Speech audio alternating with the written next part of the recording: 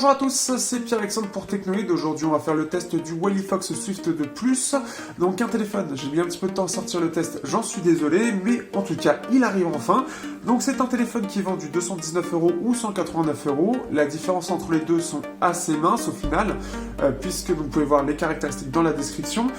Vous avez droit à un capteur de 16 mégapixels, 32 Go de mémoire et 3 Go de RAM sur la version 189. C'est 13 mégapixels, 16 Go de mémoire et 2 Go de RAM. Donc un téléphone qui est en tout métal, lecteur d'empreinte aussi. L'avantage du WilyFox, donc c'est une marque anglaise qui appartient à Kazam et qui propose normalement CyanogenOS. Comme vous le savez, si vous avez suivi l'actualité, eh bien Cyanogen est mort dû à diverses choses. Et donc, qu'est-ce qui se passe pour WilyFox? Eh bien, ils ont récupéré les sources. Et donc on aura droit quand même à un suivi toujours de 24 mois, comme c'est prévu dès le départ. Donc ça c'est une bonne chose, et c'est WilyFox qui va faire la ROM pour Nougat. Par contre pas de date pour l'instant. Petit inconvénient, alors j'aimerais bien votre avis directement déjà dans les commentaires par rapport à ça. Je l'avais déjà demandé dans la prise en main, mais je touche pas forcément le même public. Je dois savoir si le fait qu'il n'y ait pas le chargeur vous incommode. Est-ce que pour vous c'est une mauvaise chose ou pas? Sachant que l'appareil est compatible Quick Charge 3.0, que vous avez le câble qui est forcément fourni avec, vous avez un USB Type C, et sinon vous pouvez l'acheter à part à 10 €. Par exemple, vous avez le Oki en 3.0 qui est lui à 10,99 €. Normalement il y a des packs, alors peut-être qu'ils vont venir entre temps par rapport au test sur Amazon. Donc déjà vous avez le lien. Donc ça c'est quelque chose qui m'intéresse. Je vous mets au pire le lien aussi dans la description pour déjà le téléphone et pour aussi le chargeur. Aussi, avant de commencer ce test, eh bien, si vous voulez me soutenir, les liens qui sont dedans sont des liens Amazon partenaires. Donc ça me permet, si vous achetez dessus, en fait, via ces liens, ça me permet de récupérer un petit peu d'argent sans que vous ayez rien à débourser. Et donc derrière, pouvoir investir s'il faut dans d'autres produits. Donc voilà, la petite annonce est faite et je vous le ferai sûrement sur chaque vidéo.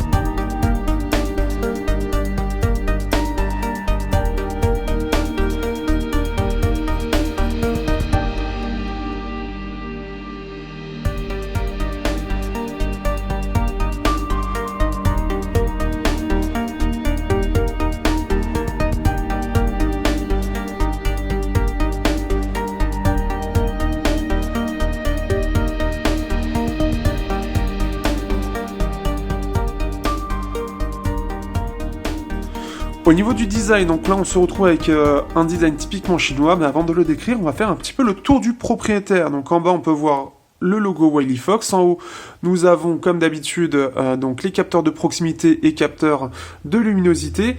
On a aussi le haut-parleur ici, qu'on peut voir tout rond, on a aussi donc la caméra. Sur le côté on se retrouve avec des boutons up, un petit zoom. Donc des boutons qui sont un petit peu striés, comme vous pouvez voir. Je vais essayer de dézoomer histoire qu'on ait un petit peu plus de détails. Donc vous pouvez voir en fait ce qui fait qu'on va vraiment les reconnaître, ils ressortent aussi. Ensuite, en dessous, on a donc deux sorties d'haut-parleurs. Il n'y en a qu'un seul qui fait haut-parleur, bien évidemment. Vous avez aussi la sortie USB Type C et deux petites vis, ça fait très Apple. Donc ça a le côté un petit peu chinois qui ressort. Vous avez ici, hop, le tiroir SIM. Donc il va vraiment permettre de mettre la carte SD. Donc soit c'est un dual SIM, donc soit deux SIM, soit une SIM et une carte SD. En haut vous avez la prise jack et le port, le micro secondaire, le micro ambiant. Au dos, on se retrouve avec donc l'appareil photo, double flash et le capteur d'empreinte. On a encore le logo WilyFox, encore WilyFox en bas. Et là, on a bien la précision, modèle Swift 2 Plus Made in China. Donc ça, tout à fait normal, CE 1313, etc. Et donc, on a droit aussi donc, à un écran qui est 2,5D, pour ceux que ça pourrait intéresser. On a droit à un film de protection qui est posé de base, donc ça c'est intéressant je trouve, parce que c'est vrai que de base on n'a pas forcément envie de remettre de quoi faire, après ça vaut pas un verre trempé. On peut voir en fait, donc ça fait vraiment très chinois hein, quand on regarde, c'est typiquement dans ce qu'on retrouve en termes de design chinois. Par contre, la petite subtilité, c'est surtout en fait, hop ici, on peut voir, je vais essayer de zoomer histoire. On peut voir en fait que c'est un peu incliné, donc ça me fait penser à je sais plus quel téléphone qui avait aussi ce système-là en fait, où les bords étaient un peu incurvés comme ça, ce qui nous permet vraiment d'avoir une prise en main qui est bien, parce qu'en fait le pouce va vraiment, enfin, on va vraiment sentir le téléphone, sachant qu'en plus le dos lui est incurvé sur le côté, donc là on a vraiment le sentiment d'avoir bien le téléphone en main, donc ça c'est une bonne chose. Vraiment, ce qui fait qu'on a vraiment une excellente prise en main. La qualité aussi de fabrication est vraiment bonne. Hein. L'ajustement, rien que l'ajustement en fait entre le plastique, hop, le plastique et le métal est vraiment bonne. On peut vraiment voir hein, là quand je zoome, on voit vraiment bien que c'est très très bien ajusté. Donc ça c'est une bonne chose aussi. Ça donne, ça fait confiance en fait en la marque. Les boutons aussi ils bougent très peu. Donc ça c'est vraiment pas mal. Ce qui fait que ça prouve qu'il y a une bonne qualité de fabrication et que derrière il y a un certain suivi en termes de qualité, sachant que la marque est elle assez ouverte à la critique. Donc ça c'est aussi une bonne chose. Elle cherche vraiment à avoir un maximum d'avis. Ensuite, donc, au niveau de l'encombrement, c'est un petit peu là où il y a des petites choses qui fâchent, parce que donc on est sur un 5 pouces, mais on est sur un gros 5 pouces, alors forcément on est sur un téléphone qui est entrée de gamme, mais là où je trouve qu'il y a une petite perte, et c'est peut-être un petit peu dommage, c'est en bas, quand on regarde, entre en bas et en haut, c'est pas symétrique, et on voit qu'on a un gros... c'est très gros quoi en final.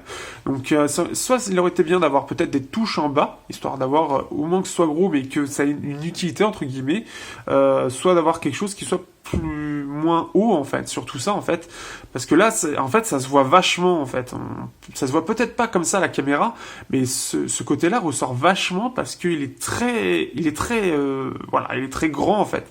Surtout quand on compare par rapport à en haut. Donc ça arrive de temps en temps, mais là je trouve que c'est vraiment voyant. Donc bon, c'est des petites choses comme ça, mais c'est vraiment voyant.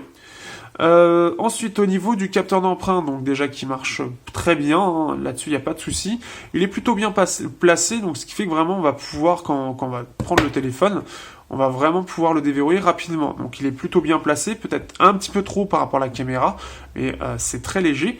En tout cas, c'est vraiment pas mal. En choix de design un peu particulier, ce qui est revenu un petit peu quand on a fait nos petits retours, c'est au haut-parleur qui est rond en fait. Je vais voir si on peut avoir un petit peu plus de détails. Qui est rond et comme vous pouvez voir, en fait, apparemment ça a pas l'air de bien se voir, mais c'est plein de striés justement pour que le son y passe. C'est un peu particulier parce que sur la façade, il y a rien qui pourrait faire penser à quelque chose qui pourrait être rond. Donc, un peu étrange, je trouve. Après, c'est un design comme un autre, au moins ça change un petit peu, mais on s'y attend pas forcément par rapport au reste de l'appareil. Je m'attendais pas en tout cas, et c'est vrai que ça dénote un peu la façade. Ça lui donne une certaine personnalité aussi, mais un peu particulier.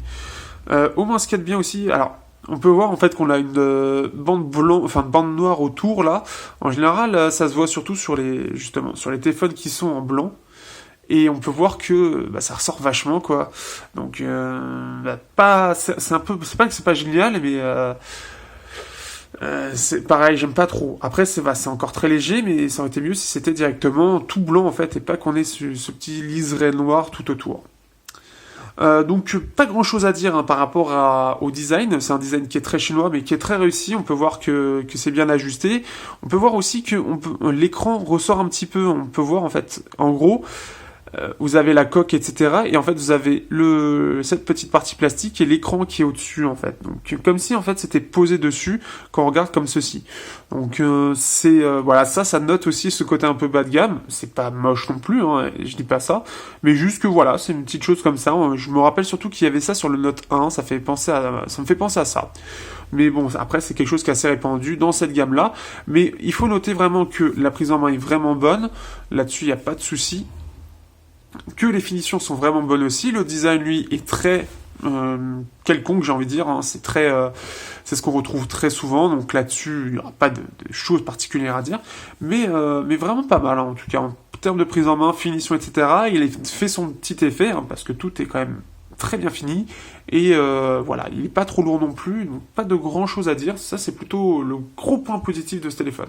Maintenant, on va passer un petit peu à la surcouche. Donc là, on se retrouve avec une surcouche, donc pour l'instant, qui est CyanogenOS et qui devrait être mise à jour après sur celle de tout simplement de WilyFox. Alors WilyFox, alors pour revenir un petit peu par rapport à ça, donc Cyanogen est mort, CyanogenOS c'est terminé, ce qui fait que maintenant le travail va reposer sur les développeurs de WilyFox qui vont reprendre le travail de cette ROM-là et garder et mettre en fait leur petite sauce à eux. Sachant qu'ils vont garder quelques petites choses d'ici, donc ça on verra quand ils sortiront en Nougat, et d'autres choses devraient disparaître pour avoir un Android un peu plus pur, puisque là c'était quelque chose qui était un poil plus modifié. Alors après voilà, donc c'est du cyanogen, c'est pas énormément modifié en soi. Là par exemple on va voir en fait des petites choses particulières, comme par exemple dans les paramètres, on va pouvoir avoir Truecaller, identifier les implants inconnus et le spam, ou Skype, appel audio et vidéo via Wi-Fi ou données cellulaires, donc simplement l'appairer à Skype. Donc ça c'était dans le délire d'être, d'être avec Microsoft, hein, ça c'était dû au paramétrage de Microsoft, à l'investissement. Vous avez aussi cette toute petite chose toute bête, hein, mais c'est-à-dire d'avoir tout en fait sur deux écrans séparés, sachant qu'on peut en ajouter, en enlever. On a aussi AudioFX ici, donc là ça va être pour gérer tout simplement l'égaliseur avec le virtualiseur, le mettre ou non, donc assez simpliste. Qu'est-ce que nous avons d'autre? On n'a pas grand chose en fait de modifié. On a Screencast qui permet tout simplement d'enregistrer son écran. On a surtout les thèmes aussi. C'est ça qui a fait aussi les joies de Cyanogen. C'est que ça va permettre de modifier pas mal de choses. Donc on va avoir beaucoup de choses qui peuvent être modifiées via ça. Là je vous le montre rapidement. Et là on peut voir que c'est modifié par exemple ici. Donc en gros ça comprend en général animation de démarrage, police, pack d'icônes, fond d'écran de verrouillage, barre de navigation, barre d'état, contrôle et fond d'écran. Donc par exemple on va le mettre. On va l'installer pendant que c'est en train de se télécharger. On va aller regarder d'autres petites choses. On va aller regarder dans les paramètres. Donc là, pas grand chose de très différent en soi. Donc on peut accéder au thème aussi ici. On peut avoir affichage et voyant. On a le mode d'affichage. Donc là, on va pouvoir gérer différentes choses. Donc c'est-à-dire que par exemple, on peut avoir un mode d'affichage nuit et on va pouvoir le gérer. Donc là, c'est-à-dire qu'en gros, avoir quelque chose de... Hop, s'il veut bien. Allez. Automatique. Mais par exemple, on peut les gérer en fait, et j'aimerais bien, voilà, par exemple, de jour, en fait, on peut voir qu'on peut avoir quelque chose de très froid. Hop, je l'ai pas vu. De très froid, si on veut, ou beaucoup plus chaud. Si par exemple, on a un petit peu de mal dans la journée, on peut choisir, en fait, voilà, vraiment de nuit, etc. Si, par exemple, de nuit, ça va donner ça. Je sais pas si ça va se voir à l'écran, mais ça va devenir très rouge en fait, donc ça va en fait un peu enlever la lumière bleue. Vous avez le calibrage des couleurs que vous pouvez gérer aussi, mais l'écran est plutôt bien dans l'ensemble, donc il n'y aura pas de problème. La rotation peut elle se faire même complètement, donc 0, 90, 180, 280 degrés. L'affichage mode veille, haute sensibilité tactile. On a plein de choses. Après, on a ces petites choses là, bureau étendu. Donc c'est-à-dire qu'en gros, ça va masquer les boutons de navigation. Comme vous pouvez voir d'ailleurs, ils sont très petits. C'est parce que la densité peut être changée. Donc moi je l'ai mis au minimum, mais on peut la modifier pour que ce soit plus gros, plus petit. Donc ça arrive avant Nougat. C'était quelque chose de cyanogène, plutôt cool. Et on peut aussi gérer en pourcentage la taille de la police. On peut voir les voyants de batterie si on veut que ça s'affiche ou non. Donc c'est très complet quand même. C'est vraiment un espèce d'Android modifié avec plein de petites choses supplémentaires. Filtrer les notifications par exemple. On peut faire ça, donc c'est-à-dire que là on va pouvoir dire est-ce que ça doit s'afficher ou non. Ensuite, batterie, donc là-dessus, est-ce qu'on a des petites choses? On a l'optimisation, alors ça c'est tout à fait classique. L'économiseur de batterie, donc là voilà, tout simplement quand est-ce que vous voulez que ça se mette. Ensuite, on a les profils système, alors ça... C'est simplement, voilà, si ça se fait automatiquement ou pas, ou faire votre propre profil tout simplement. Donc avec la Wi-Fi, par exemple, veuillez les actions qui actionneront donc à la connexion, donc se connecter, etc. Ce genre de petites choses qui vont être assez complètes. Ensuite, barre d'état, donc là on va pouvoir gérer les icônes, donc les icônes à afficher, style de l'horloge, droite centrée ou masquée. Niveau de la batterie, donc par exemple icône portrait, qu'on peut voir lien de changer, ou texte, tout simplement un texte.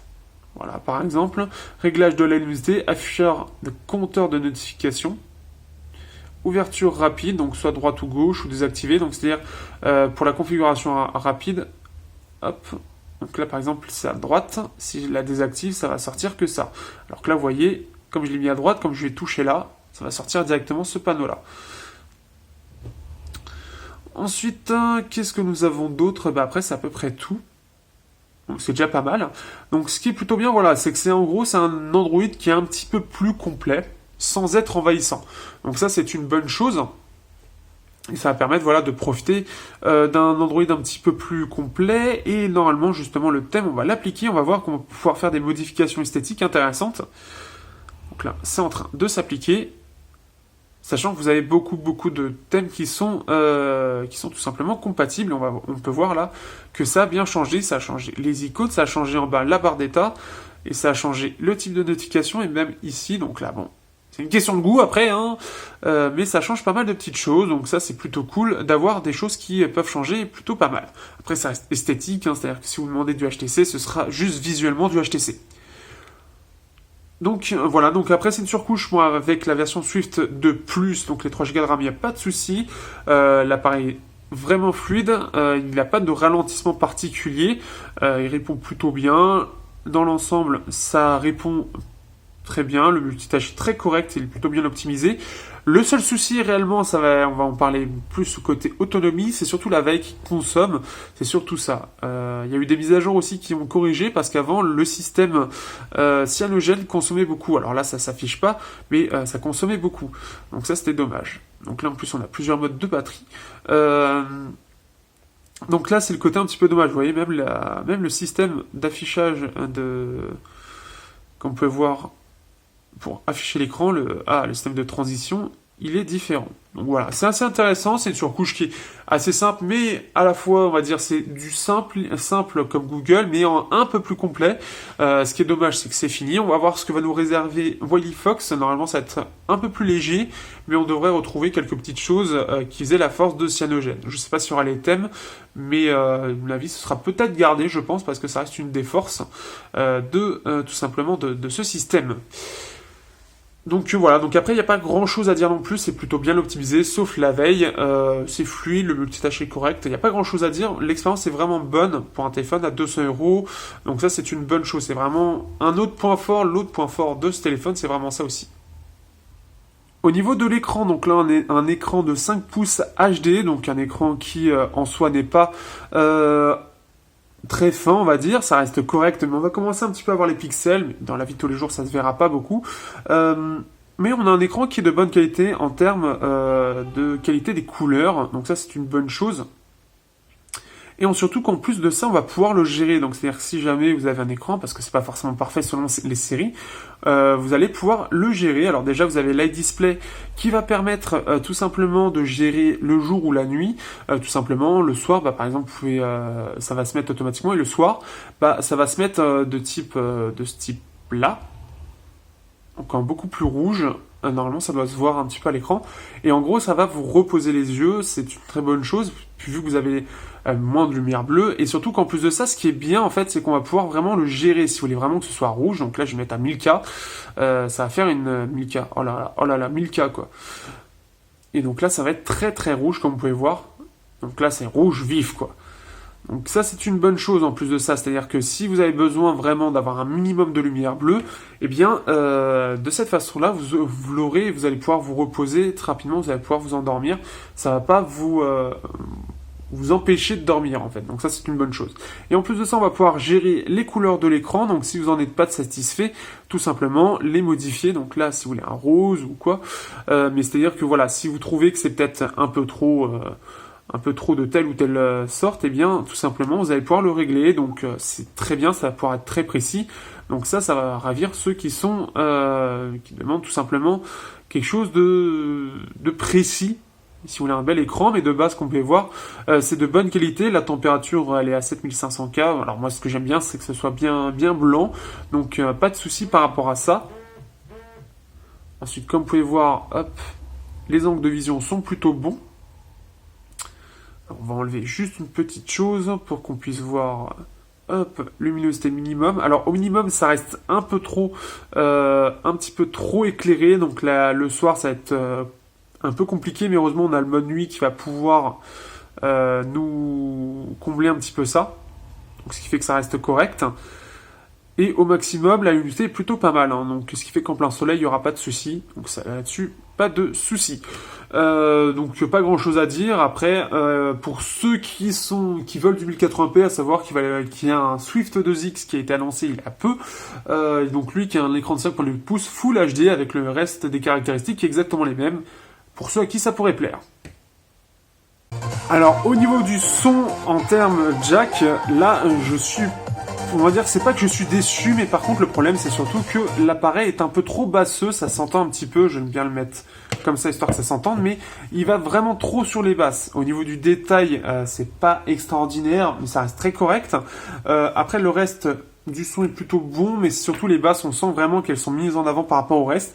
Alors ça plaira à ceux qui sont fans de rap, etc., mais les personnes qui veulent quelque chose avec un peu moins de basse, quelque chose d'un peu plus équilibré, sont un petit peu déçus. Donc là-dessus, il faudra faire attention par rapport à ce que vous cherchez. Mais là-dessus, j'étais un petit peu déçu.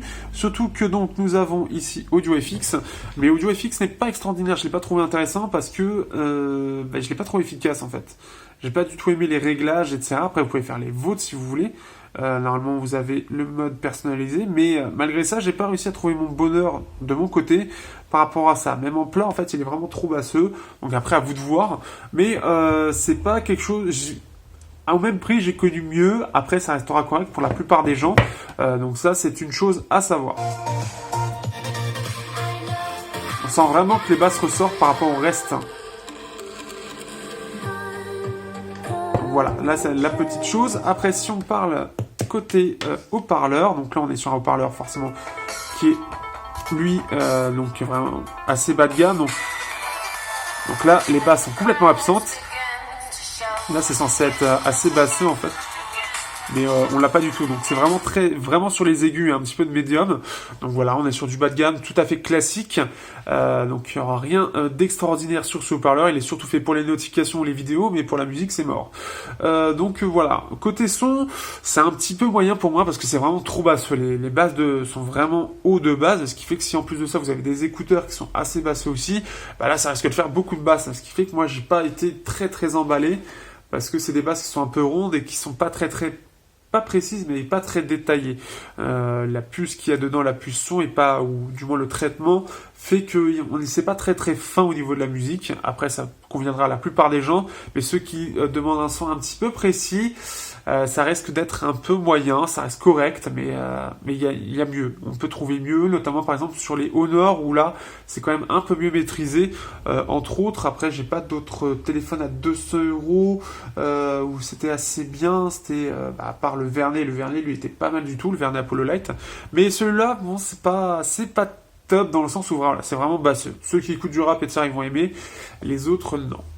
Alors là, on va toucher un peu au point noir de ce téléphone, c'est l'appareil photo. L'appareil photo, donc on a un appareil photo de 16 mégapixels, mais on n'a pas l'impression d'en avoir un. Alors déjà au niveau de l'application, on a quand même une application qui est assez complète. Donc c'est-à-dire qu'on va avoir plusieurs modes qu'on peut afficher comme ça. On va pouvoir normalement choisir ce qu'on veut comme mode. Donc là, c'est-à-dire qu'on en a énormément. Donc là, voyez, on a tout ça, HDR, chroma flash, etc. plein. On en a plein.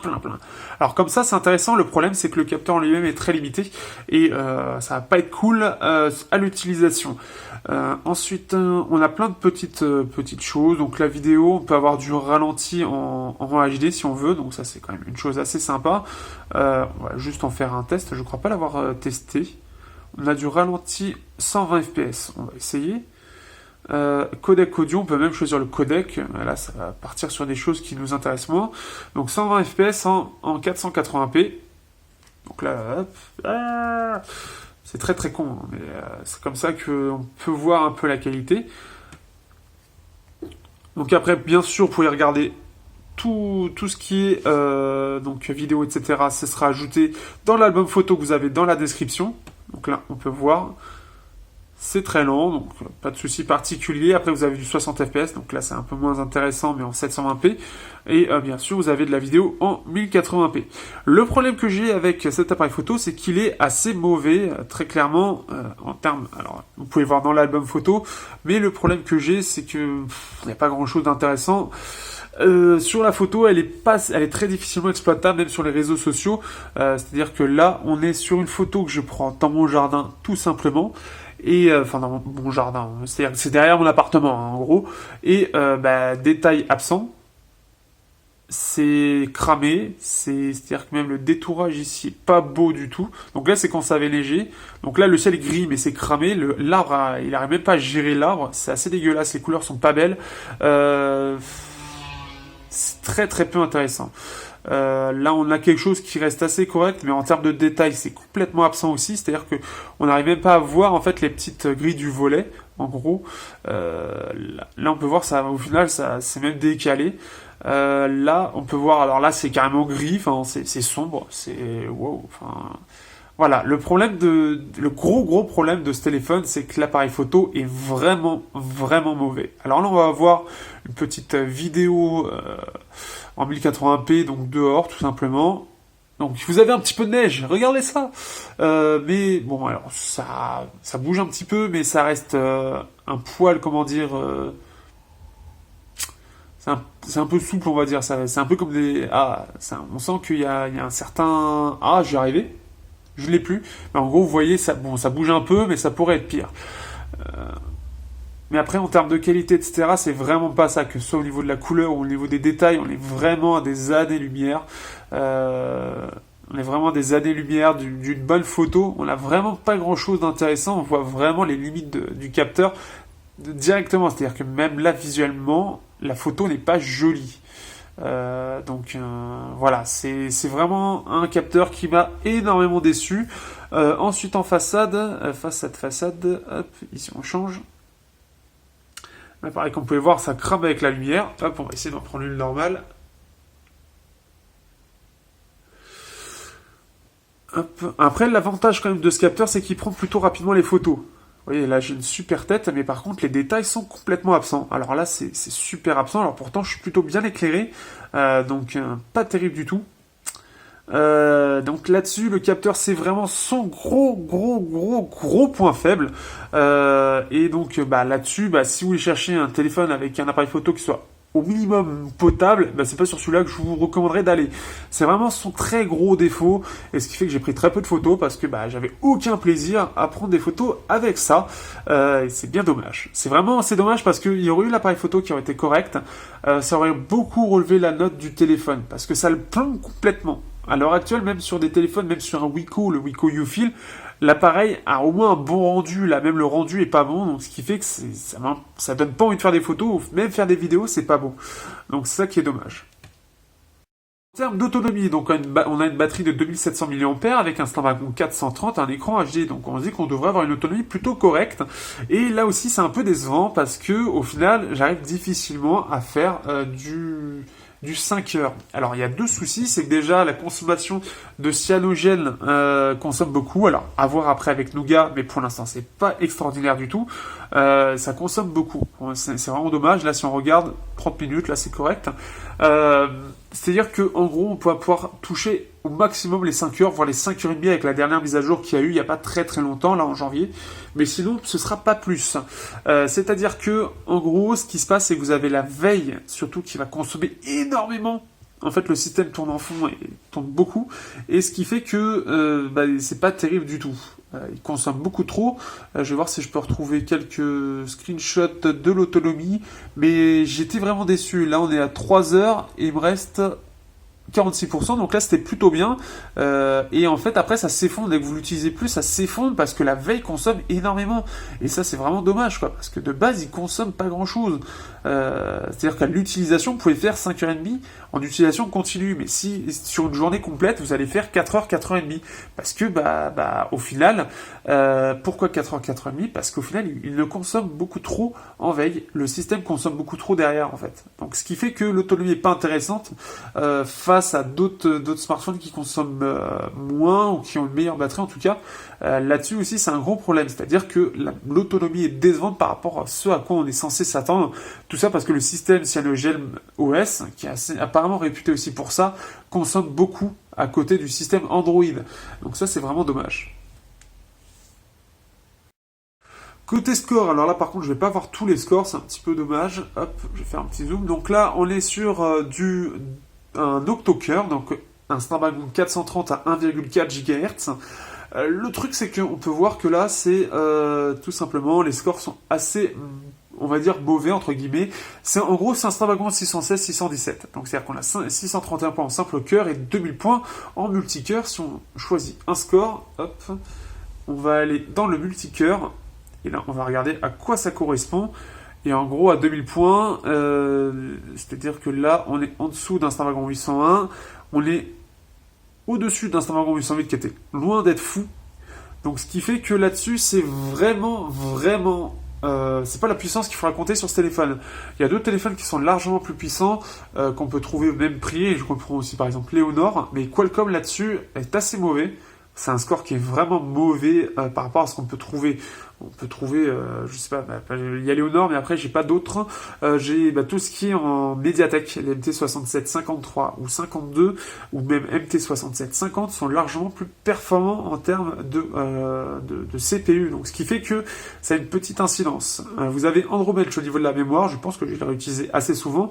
Au niveau de la mémoire, on a quelque chose qui est assez correct. Donc c'est-à-dire que là on va avoir une mémoire qu'on retrouve sur le Snapdragon 652, donc une mémoire très correcte, qui fait que ça compense en fait les performances du processeur, puisque en fait le processeur est vraiment très peu performant. Et c'est ça qui avait plombé d'ailleurs, parce qu'on a à peu près les mêmes performances que les 616, et c'est ce qui plombait aussi ça, sauf que ce qui compense en fait c'est surtout la mémoire qui est très rapide, et qui va permettre d'ouvrir rapidement les applications, qui va vraiment compenser ce manque de performance. Après, la bonne chose, c'est qu'on a aussi la même puce graphique quasiment que le Snapdragon 616-617.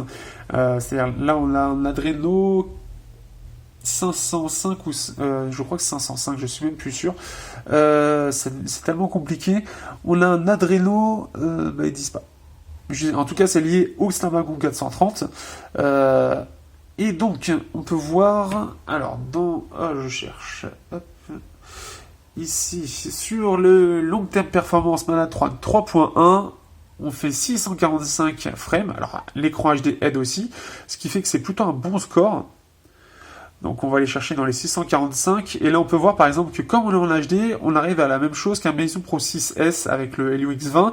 On arrive à un peu mieux que le Apollo Lite, mieux que le HTC 10, mieux que l'iPhone 6 ou 6 Plus.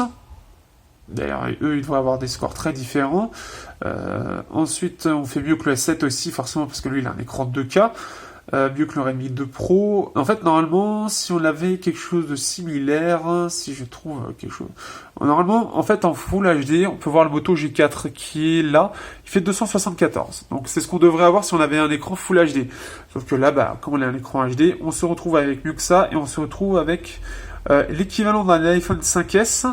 On peut voir d'ailleurs le Wally Fox, l'équivalent d'un ZigZ2 ou Z2121 Z2 Pro, équivalent Xperia X aussi, qui je sais plus ce qu'il a, équivalent Pro 6 Plus aussi, qui lui doit avoir un écran de 2K.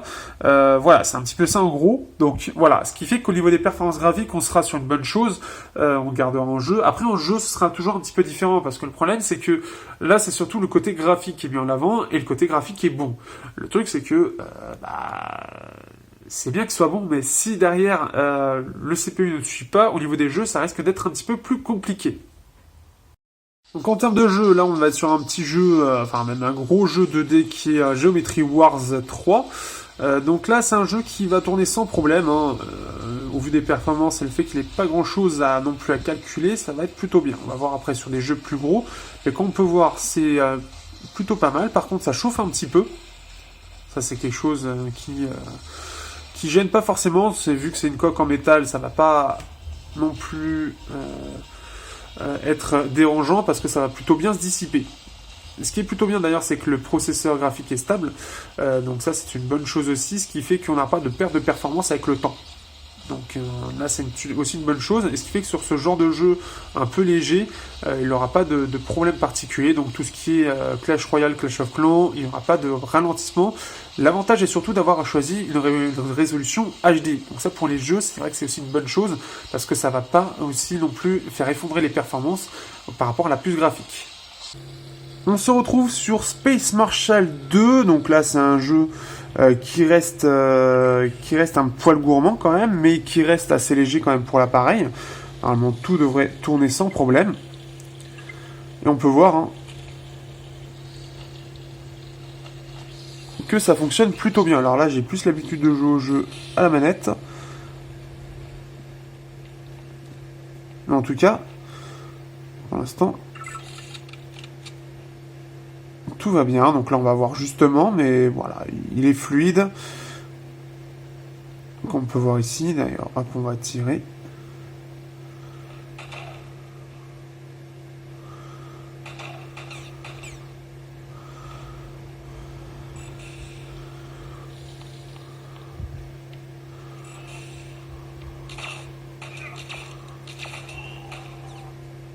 Donc là, il n'y a rien à dire, on peut voir que ça fonctionne très bien.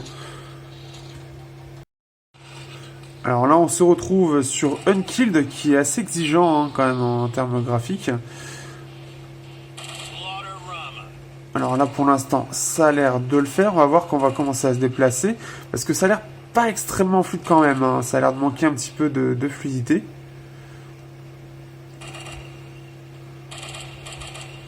Le jeu est pas très très beau non plus. Normalement, il est capable de plus de choses que ça.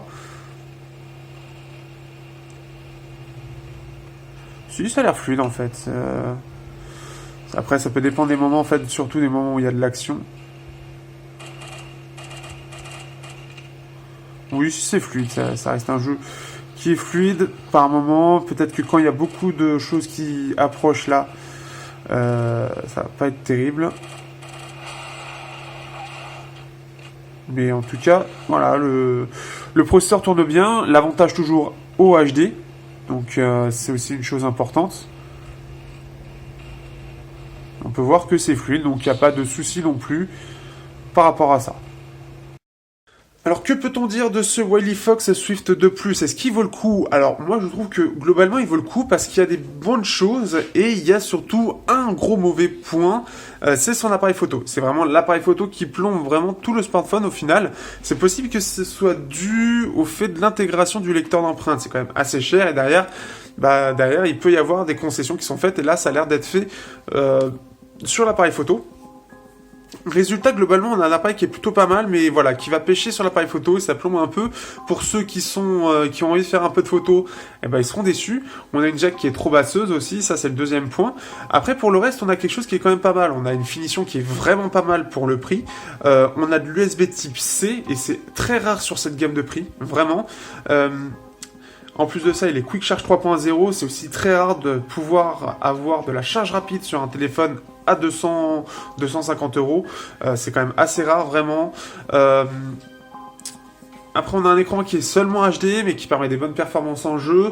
Après, si une mise à jour vient pour un petit peu améliorer la consommation de cyanogène, ou même avec la prochaine mise à jour de Nougat qui va être faite par Wily Fox eux-mêmes, ça devrait peut-être améliorer l'autonomie derrière. Donc, ce qui fait qu'on devrait avoir un petit double effet qui se coule par rapport à ça, par rapport à ce changement de développement.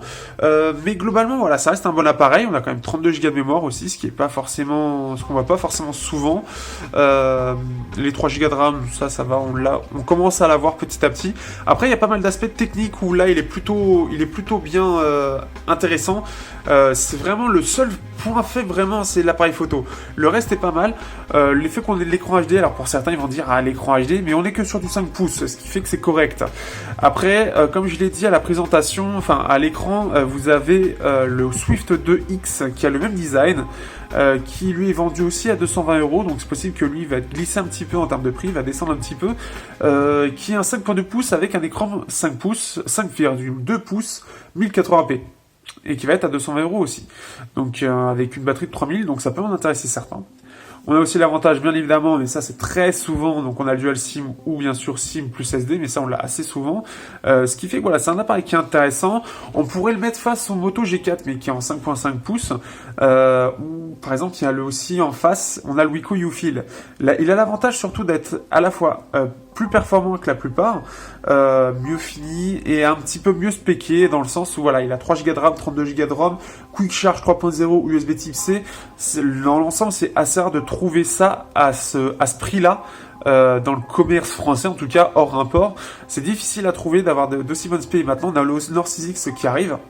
Mais après, lui, c'est une phablette, si je dis pas de bêtises, qui est en 5.5, ce qui fait qu'il est un peu grand. Il a l'avantage aussi d'être compact, hein, c'est-à-dire qu'en 5 pouces, il est rare d'avoir des bonnes spécifications comme on a là. C'est-à-dire du Snapdragon 430 qui est plutôt performant dans l'ensemble, lecteur d'empreintes, avec une très bonne finition, 3 Go de RAM, 32 Go de RAM, je le redis, je me répète. Mais ce qui fait que c'est pas si mal. En fait, il aurait eu un appareil photo qui est soit mieux géré, soit de meilleure qualité. Je pense que ça aurait changé pas mal de choses. Parce que là, c'est ce qui fait son défaut, en fait. C'est ce qui fait que il est pas presque parfait pour le prix, mais il est très intéressant. Et surtout, bon, il est plutôt bien optimisé. Le CyanogenOS tourne plutôt bien, comme on l'a vu tout à l'heure. Donc voilà, c'est vraiment, en fait, je trouve ça dommage, c'est que Wiley Fox, ça fait pas un presque sans faute, mais un presque très bon téléphone. Enfin, il est très correct, mais vraiment, l'appareil photo plombe la note réellement. Et la veille aussi, donc ça devrait être, je pense, réglé plus tard. Ça s'est déjà amélioré avec une mise à jour, mais ça reste encore une consommation vraiment excessive, après voir avec les modes, mais j'ai pas vérifié par rapport à ça. Si vous avez des questions particulières par rapport au téléphone, si vous voulez nous soutenir, etc., n'hésitez pas à commenter, n'hésitez pas à liker et partager la vidéo. J'aime pas forcément dire, mais je le fais. Et je vous dis à bientôt pour un prochain test sur Technoid.